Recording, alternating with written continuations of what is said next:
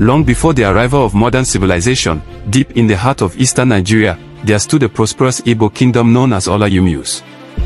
The people lived in peace and harmony, farming fertile lands, hunting in the great forests, trading in busy markets, and celebrating colorful festivals.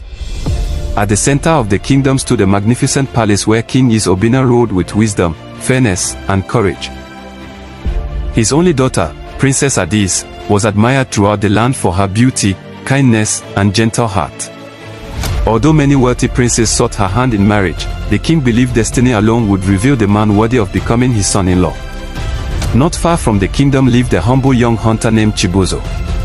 Though he possessed neither wealth nor noble birth, he was respected for his bravery, discipline, and compassion. One morning, he ventured into the thick rainforest with nothing but his spear and shield, protecting travelers and providing food for his widowed mother.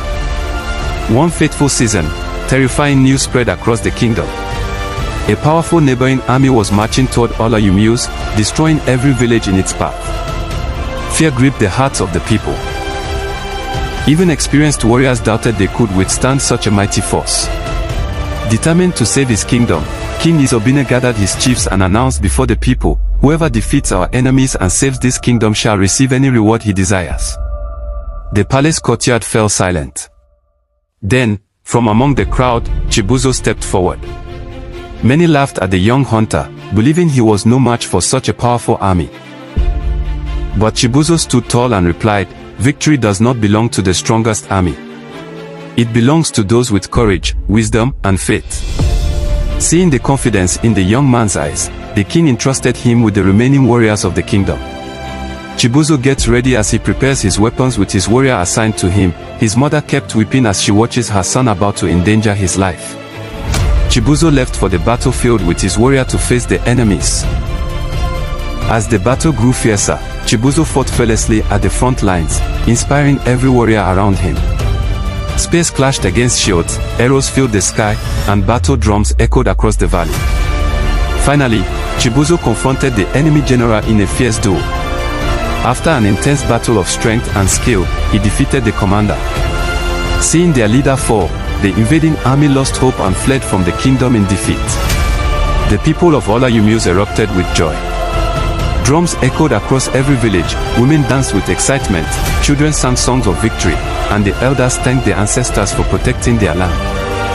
The brave hunter who had once been overlooked had become the greatest hero the kingdom had ever known. During a grand royal ceremony, King Iyes-Obinna stood before the entire kingdom to fulfill his promise. He asked Chibuzo what reward he desired.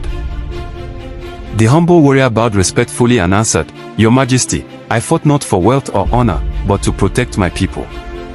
The king smiled proudly and declared, "A man who places his people above himself deserves the greatest honor." Before the cheering crowd, he gently placed Princess Adiz's hand into Chibuzo's hand, giving his beloved daughter to the brave warrior as his bride. Soon, preparations began for a magnificent traditional Igbo wedding. Villagers traveled from distant communities to witness the joyful celebration. The palace came alive with colorful decorations, beautiful George wrappers, richly embroidered Isego attire, choral beats, talking drums, flutes, masquerade performances, and traditional dances. Before their families, elders, and the entire kingdom, Chibuzo and Princess Adiz were united in marriage amid songs of happiness and blessings for their future. Years passed, and King Iyes-Obinna entrusted the kingdom to the young couple. Chibuzo and Queen Adiz ruled with wisdom, humility, and compassion. They protected the weak, settled disputes fairly, encouraged farming and trade, and brought lasting peace and prosperity to Olayumius. Under their leadership, the kingdom flourished like never before. And so, the story of the humble hunter who became a great king through courage, honor, and selfless service was passed down from one generation to another.